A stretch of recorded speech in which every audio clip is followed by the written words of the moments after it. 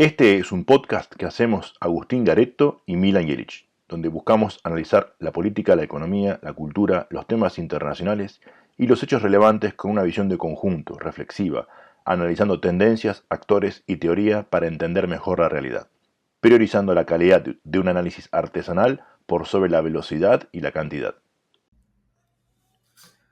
Buenas, Milán, ¿qué tal? ¿Qué tal, Agustín? ¿Cómo andás? Todo bien. ¿Vos? Bien, muy bien, muy bien. Ya en la recta final hacia el balotaje, esperando el resultado porque no está pasando mucho día tras día. Como dijimos la vez pasada, por eso vamos a dedicar estos episodios a reflexiones un poco más de largo plazo. Tal cual. Bueno, primero voy a hacer los mismos pedidos que hice la vez pasada. Escuchen el episodio anterior, se los recomiendo, más que nada porque hay cosas que se van a tratar en este episodio que vienen del episodio anterior, pero también de episodios anteriores. Así que si hay alguien fiel, por así decirlo, que viene escuchando los episodios no día tras día, sino momento tras momento que se publica, va a encontrar muchas cosas que se siguen tirando del hilo. También recomendar el podcast a sus conocidos y los invito a escuchar este episodio con mucha atención que creo que va a salir muy bien. Por otra parte, en esta semana los debates son centrales, por así decirlo, en el discurso político, pero lo vamos a tratar en el próximo episodio. Más que nada porque así vamos a tener el debate a vices que se dio el miércoles en las dos voces y el debate a presidente, el oficial, que se va a dar el domingo en la ciudad de Buenos Aires.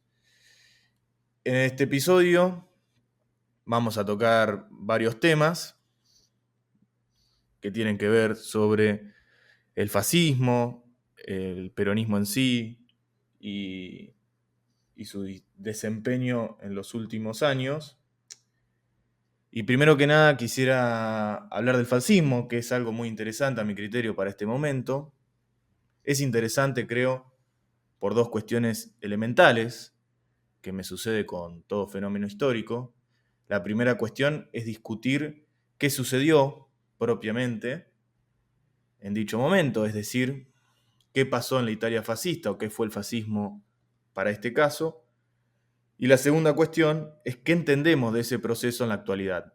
Ya no es discutir qué pasó en la Italia de 1922, cuando Mussolini llegó al poder, sino por qué en 2023 estamos hablando de fascismo y no de otra cosa. Voy a profundizar un poco la segunda cuestión ahora, es decir, esta última.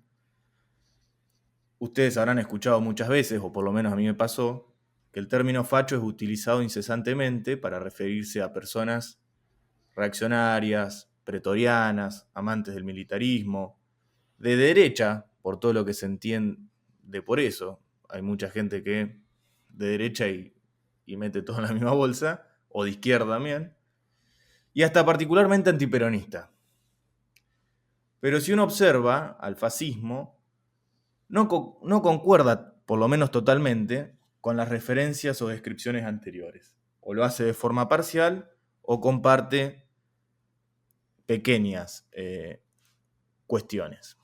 Por ello, para responder a esta problemática, que no es la única, tenemos que ir a la primera cuestión, que es claramente qué es el fascismo. Si nos preguntamos qué es el fascismo, tenemos que viajar a fines del siglo XIX, principios del siglo XX. El contexto en Europa es un imperialismo en puja. Los principales europeos se encontraban en el momento cúlmine de la revolución industrial y se estaban convirtiendo en pesos pesados, principalmente Inglaterra, Francia y Alemania, pero a la vez también avanzaba un proceso de democratización de masas muy interesante y una movilización nacional que se reflejará en la primera fase de la Primera Guerra Mundial. Cuando hablo de movilización nacional, a lo que me refiero es a cómo empieza a encarnarse el sentimiento y la identidad nacional, ¿no? En las personas sobre el resto de características. Por poner un ejemplo, ya no se verá tanto al obrero como obrero a secas, más bien se lo verá como obrero inglés, obrero francés u obrero alemán. Esto es algo que por arriba tocamos en el episodio anterior cuando hablamos de patria, mencionamos el sentimiento de pertenencia, que no es exactamente lo mismo el nacionalismo que la patria. Como Tal para hacer cual. una relación con el episodio anterior, que vuelvo a recomendar, como hizo Agustín, que lo escuchen. Y este contexto es el que estudia un historiador israelí, ya fallecido, pero muy interesante, que es Ziv Stergel, en El nacimiento de la ideología fascista. Es muy interesante ver por qué se le ocurrió estudiar eso, y más o menos así justifica el estudio del fascismo para decir que el fascismo fue un fenómeno, primero ideológico y luego político. Pero también para rebatir la idea de que el fascismo fue un paréntesis en la historia. En palabras de Sterngel, el fascismo es una parte integral de la historia de la cultura europea. Y acá hago una nota al pie de página. Quisiera decir algo acerca del problema de creer que tal cosa, cualquiera la que sea, es un paréntesis en la historia, que si tenemos un tiempo al final lo trataré. Volviendo a lo anterior, para Sterngel, el fascismo surge de la síntesis de tres movimientos intelectuales de Francia e Italia en la transición del siglo XIX al XX. Él lo llama el complejo cultural franco-italiano. Los movimientos de la síntesis que él destaca son tres. El primero, el nacionalismo orgánico tribal. El segundo, el revisionismo revolucionario antimaterialista del marxismo de Sorel. Y el tercero, el movimiento futurista. A estos tres los unía el desprecio por la democracia burguesa y el interés por instaurar una nueva cultura política comunitaria, antiindividualista y antirracionalista. Esta síntesis se terminó de fusionar a fines de la Primera Guerra Mundial, cuando se dieron cuenta del gran poder del Estado moderno, la importancia de la unanimidad espiritual de las masas y los efectos de la guerra en sí, que dan lugar a la renovación moral. El primer componente, este nacionalismo orgánico tribal, como dijimos justamente hace un rato, es un nacionalismo distinto al que surgió a principios del siglo XIX, producto de la emancipación política, revoluciones liberales, burguesas o como quieras llamarlo. A partir de las revoluciones, primero la francesa de 1789, luego todas las de Europa hasta la mitad del siglo XIX, surgió una idea de identidad nacional igualitarista relacionado a la idea de combatir los privilegios de los estamentos, ¿no? A combatir la nobleza, el clero, es decir, los estamentos de la nobleza, el clero y el pueblo llano. Este fue el primer nacionalismo, en resumidas cuentas, ¿no? Del siglo XIX. Pero este nacionalismo, el orgánico tribal, es distinto, primero porque es antirracionalista, eso lo diferencia del anterior, y segundo porque está apoyado en el darwinismo social. Para este movimiento, la nación es un organismo similar a un ser vivo, donde prima el inconsciente sobre la razón. A la nación hay que salvarla de los racionalistas desarraigados que intenta bloquear la sensibilidad. Este nacionalismo también se aliará con el socialismo nacional, que estos últimos sostenían que la supervivencia de la nación solo sería alcanzada si se llegaba a la paz entre el proletariado y el resto de la sociedad. Se identificaba como socialista porque toma del marxismo la lucha de clases, pero la eleva a una lucha entre naciones. Otra nota al pie de página, si uno se atreve a escuchar archivos de quién habla de socialismo nacional en Argentina, se encontrará con la sorpresa de que es Juan Domingo Perón. Y ahí, y ahí es donde, por ahí un poco más adelante lo podemos profundizar, ahí es donde izquierda, derecha, como dijiste al principio, queda medio difuso, ¿no? Bueno, el facho es de derecha, pero tenía orígenes de izquierda. ¿Qué es la izquierda? ¿Qué es la derecha? Después más adelante voy a profundizar un poquito sobre eso. Y me das justamente, para tratar este caos que genera uno de identificar cosas, me das pie a hablar sobre el segundo componente, que si el primero era raro, el segundo más raro todavía. El segundo componente del fascismo es este revisionismo antimaterialista del marxismo, justamente, que surge como respuesta a lo que se conoce como crisis del marxismo, que sucedió a fines del siglo XIX. El avance de la revolución industrial y de la democracia liberal lograron que el proletariado acceda a mecanismos de toma de decisión, cosa que el marxismo no había previsto. En su momento también aumentaron el nivel de vida y el poder adquisitivo de los obreros, otra cosa que el marxismo no había predicho. Pero quiero hacer una salvación justamente a este tema de izquierda, derecha, etcétera, etcétera, que el marxismo no es una sola cosa. De hecho, meter a todos los marxistas en la misma bolsa es un error garrafal. No es la cuestión del tema de este episodio que vamos a tratar hoy, pero creo que hay que quedarse con un poco la idea de que el marxismo no se puede identificar como una sola cosa fácilmente, porque eso es un absurdo, por no decir una mera estupidez.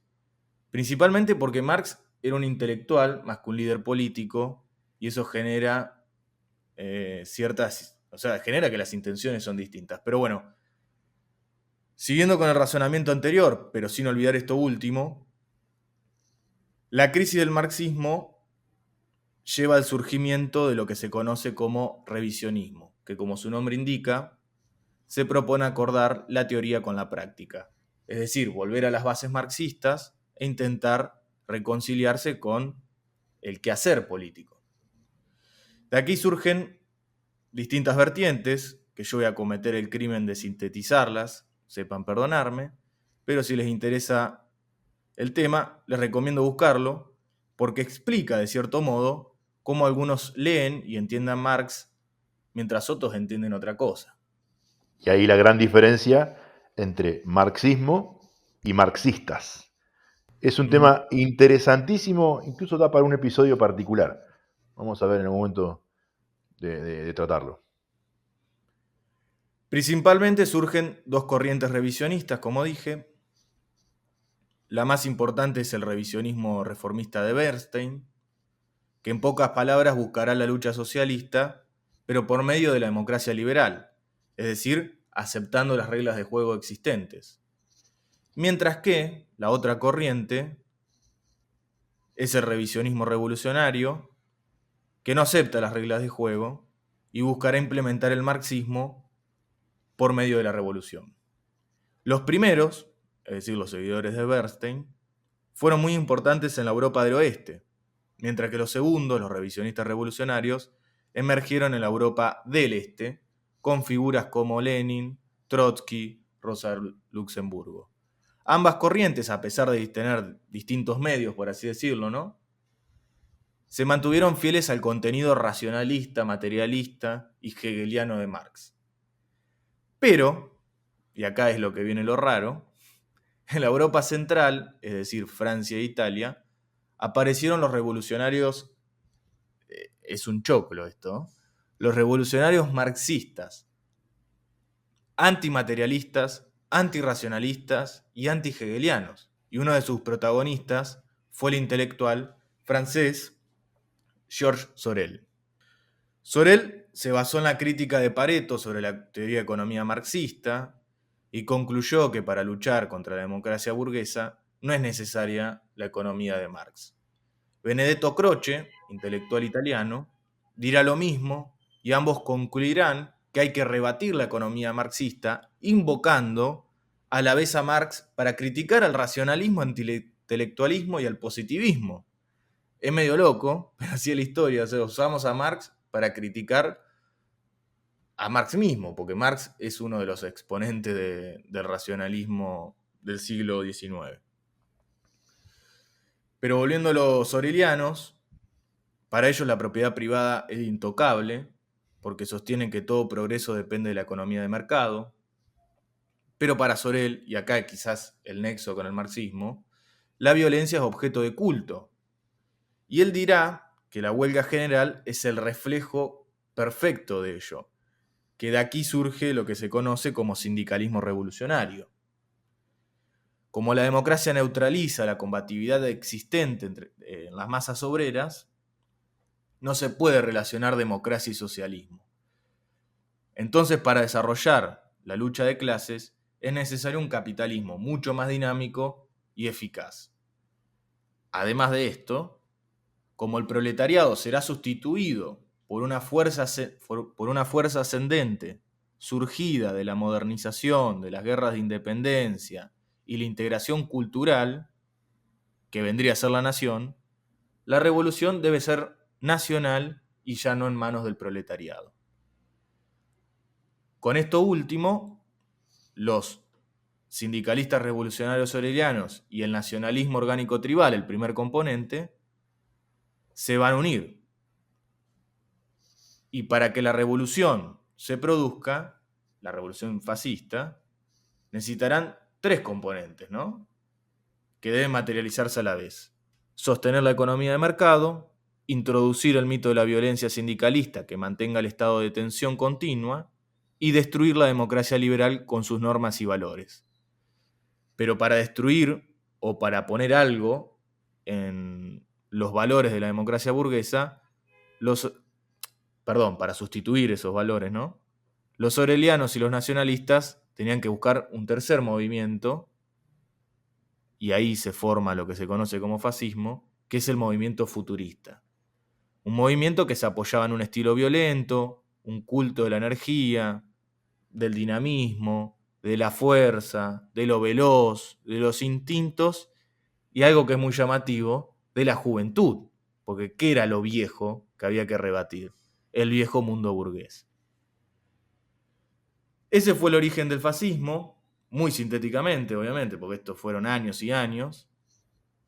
Pero ¿qué es el fascismo en sí? Bueno, el fascismo es una especie de revolución que buscó aprovechar lo mejor del capitalismo, de la tecnología y del progreso industrial, pero para rebelarse contra los sistemas establecidos, que vendrían a ser el liberalismo, el marxismo, el positivismo y la democracia. El principal objetivo del fascismo era hacer desaparecer los efectos de la modernización, solucionar la disgregación de la sociedad y la alienación del individuo.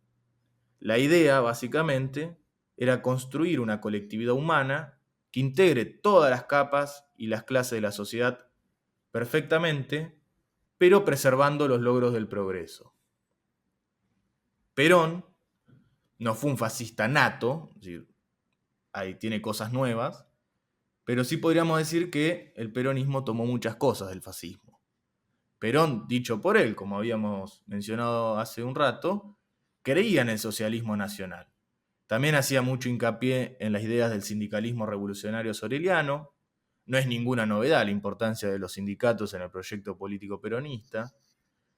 Sin embargo, esto es una lectura que yo hago, digamos, a mi juicio, Perón tiene dos principales diferencias. Nunca rompió con la democracia liberal en sí, profundamente. Más bien lo que generó, en palabras de Alain Rouquier, un gran conocedor del peronismo, son las democracias hegemónicas. Y tampoco le interesó, esto se puede discutir muchísimo, la reconciliación de todos los sectores de la sociedad, que el fascismo sí. Al contrario, creo que el peronismo intentó profundizarlos. Y con esto quiero decir que los enemigos del fascismo estaban afuera de Italia, mientras que los enemigos del peronismo estaban adentro.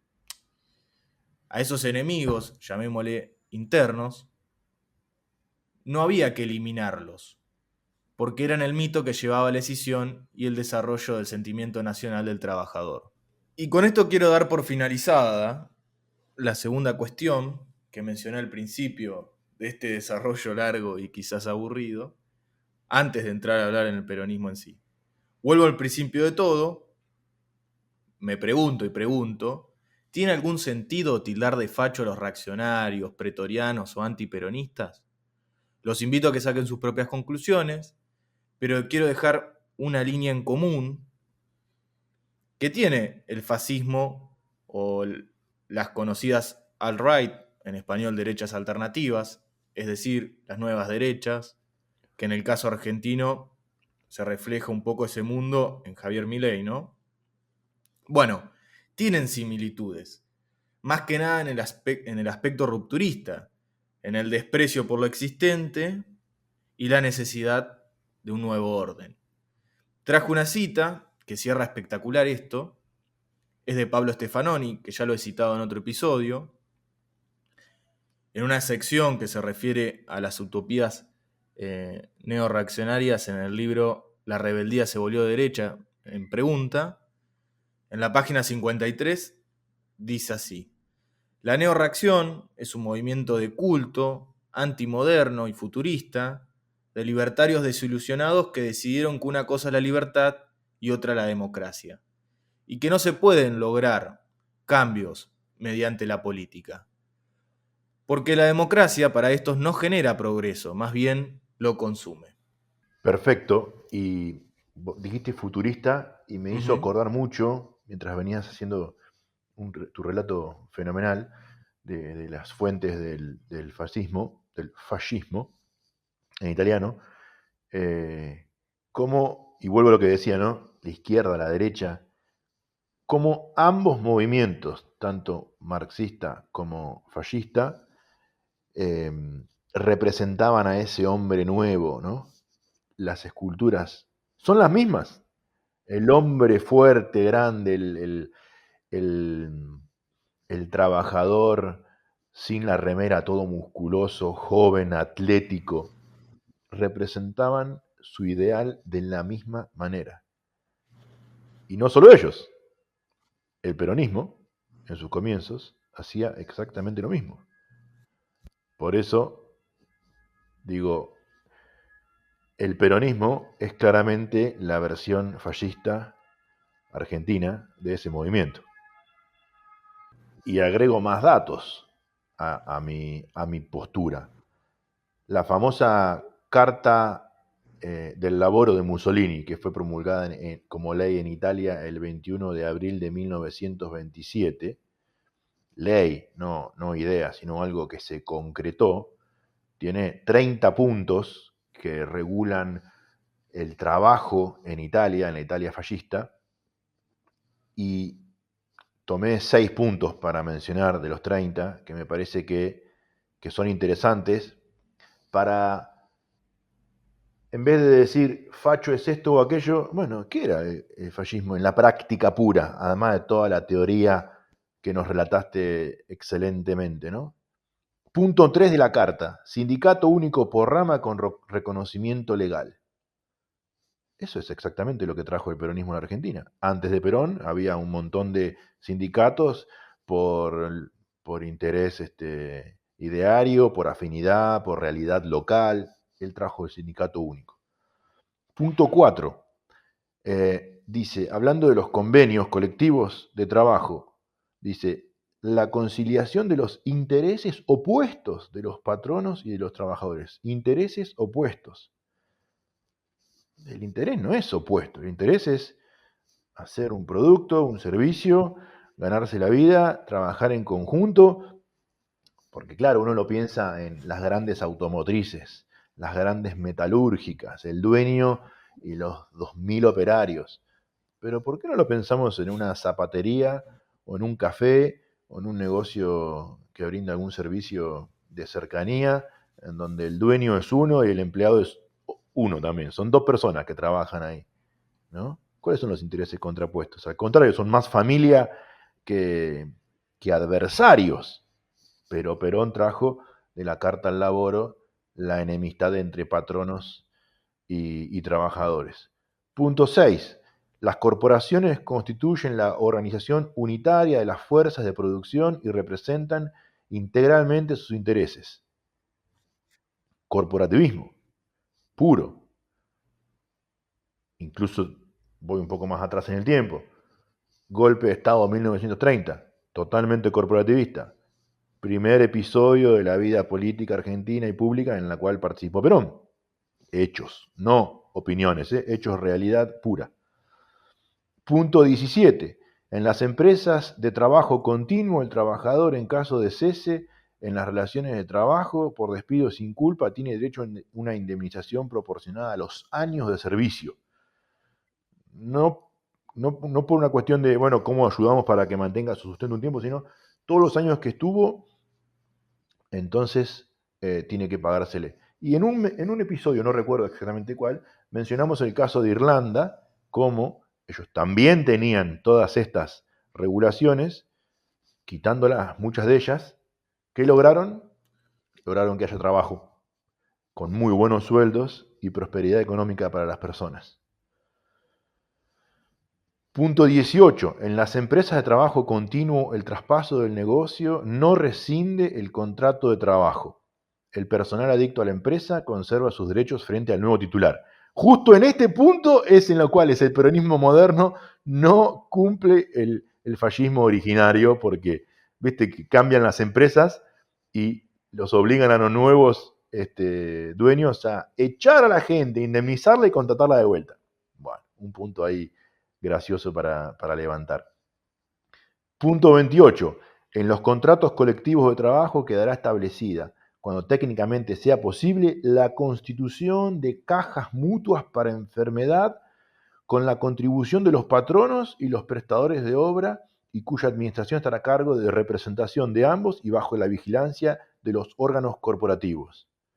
Las obras sociales, a cargo de los sindicatos únicos, que son la gran caja a través de la cual se enriquecen los sindicalistas que no representan a sus empleados, sino que se representan a sí mismos, a sus propios intereses, y son la casta, poniéndolos en términos contemporáneos, la casta sindical, y eso proviene del fascismo. Y el empleado no es libre de tomar la prestación de salud que quiera, sino únicamente la que le da el sindicato al cual obligatoriamente está afiliado. Y eso defiende el peronismo en Argentina. Y otros partidos que no se llaman peronistas, pero que son parte del mismo movimiento, también. Y no es una opinión, es un hecho.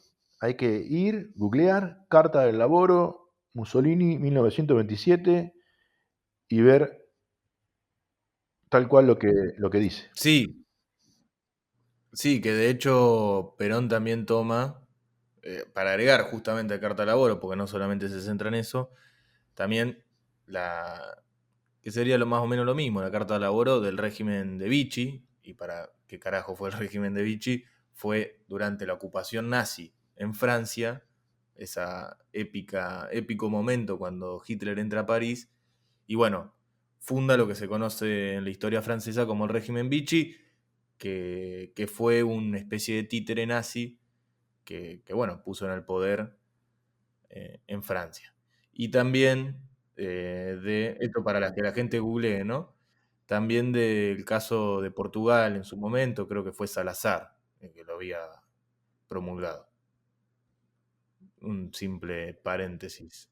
Y avanzando un poco en el tiempo, incluso el Franco, para la España franquista, tomó muchos elementos de la Carta del Laboro, España en la cual terminó exiliado Perón, ¿no? Todas las relaciones llevan al mismo lugar, que no es exactamente a la Roma antigua, sino a la Italia fascista. Y en esa representación argentina del fascismo, que yo creo que es el peronismo, estamos ante la disyuntiva en el balotage de que una de las partes es neta y claramente peronista, así se declara y ese es el partido por el cual se presenta, con lo cual si esa parte gana, todo este movimiento, estas ideas van a seguir estando. Ahora la pregunta es, ¿qué pasa si gana la otra parte que no se declara peronista? Bueno, la lógica, yo entiendo y creo, va a seguir siendo la misma. Y te traigo lo que dice un estratega de campaña, que es Mario Pato Russo, que fue el estratega de campaña de Milei en su primera elección en el 2021. Él dice que Javier Milei es un populista de derecha y no un liberal. Incluso el mismo Russo dice que fue él quien le sugirió la palabra casta, tomándola de Beppe Grillo, del movimiento Cinque Stelle, que mencionamos en el capítulo anterior, bien detalladamente, quién era y qué pasaba con ese movimiento. Y en Italia, algunos dicen que el Cinque Stelle no es populista, lo mismo que pasa en Argentina con lo que dicen que el peronismo no es fascista. Pero ambos cumplen con todas las categorías del modelo, como vimos claramente en toda tu descripción y en lo que vimos en el Carta del Laboro. Capaz que no les gusta que le pongan esa etiqueta, pero ya no es un problema de la etiqueta, sino de las ideas de cada movimiento o de cada grupo político tiene y a quienes hace referencia, ¿no? Entonces, yo creo que la cuestión está más en qué piensa la gente o los diferentes grupos que conforman la gente, ¿no? No la gente en general. Difícil, un único grupo de gente, los diferentes grupos, ¿no? ¿Y cuál es la cultura política de la sociedad? Que es una retroalimentación entre los líderes y los liderados, ¿no? Cada uno aporta una parte, por supuesto. Si me preguntabas hace un tiempo, yo hubiera dicho que la mayoría de los argentinos eran lo que nosotros decimos justamente fachos. Y la verdad es que, por un lado, es un poco más diversa la sociedad que ese simple reduccionismo, y por el otro, también es cierto que las nuevas generaciones tienen un pensamiento disruptivo. No se los puede encasillar del todo, tal vez porque no formaron todavía su pensamiento definitivo, o porque los nuevos tiempos traen nuevas ideas, no del todo terminadas de definir. Pero está claro que el que trabaja pedaleando una bici de delivery, o el que exporta software freelance de su habitación, o incluso una piba que vende contenido en dólares a través de una cuenta en Instagram con 500.000 de seguidores, tienen una forma de ver la política, la economía, el contexto en el que se mueven muy distinto al del principio del siglo XX. Pero los líderes políticos nacionales actuales, Massa o Milei, están seteados según aquellos cánones de la política del siglo XX, por más que se muestren junto a los jóvenes. Y ojo, no estoy diciendo que las nuevas ideas sean mejores que las anteriores, no. Estoy diciendo que Massa y Milei tienen un seteo mental típico de lo que acá llamamos facho. Por eso digo que en ese sentido no va a cambiar mucho si gana Milei o si gana Massa. Habrá otros cambios, tal vez, no sé, lo veremos. Pero la mentalidad del quehacer político, vos dijiste esa palabra, el quehacer político, yo creo que va a quedar igual con ambos. Porque, y aquí lo importante, no se trata de más mercado o más Estado, sino que ambos son parte del mismo plano ideológico cuyas dos principales directrices son el relativismo ético y el materialismo económico, una visión inmanente que parte del descreimiento de una verdad objetiva, de un orden de las cosas dado. Es un tema muy largo, vamos a dejar por ahí por ahora. En algún momento vale la pena retomarlo y profundizar, pero esa creo que es la gran característica que identifica a cualquiera de los dos, relativismo ético y materialismo económico, una visión inmanente basada en el descrimiento de un orden de las cosas dado. Bueno, ya estamos llegando al final de este episodio, pero tenemos que tratar el título de, justamente, de los que nos juntó hoy, este título de que nos gobierne una minoría. Y quisiera preguntarte a vos, Milan, ¿qué tiene que ver todo lo que dijimos anteriormente con este título, ¿no? Así que si podés darnos una idea detallada sobre eso, te lo agradecería. Y tiene que ver porque aquellos movimientos del siglo XX eran movimientos de masas, y de hecho tenían el favor de enormes porciones de la población. Pero lo interesante es que desde hace décadas, partidos con un quehacer político más del siglo XX que del siglo XXI, llegan al poder conquistando minorías electorales. Y eso tiene que ver mucho con el arreglo institucional argentino y cómo se distribuye el poder y cómo se controla el poder. Por un lado está la renovación del poder legislativo por partes, siguiendo el modelo del federalista de Hamilton, Madison y Jay, que inspiró la Constitución de Estados Unidos, donde las elecciones por partes del legislativo impiden a uno, con una buena elección, hacerse de la suma del poder. Al menos tiene que tener varias elecciones buenas para poder lograrlo. Pero con una sola no puede. Pero por otro lado, también está la herencia del poder de las provincias al unificarse definitivamente Argentina en la década de 1850-1860. Este último punto es al que siempre hacemos referencia con lo de la territorialidad. Los diputados y senadores nacionales se eligen en el territorio provincial, bastante lejos de Buenos Aires.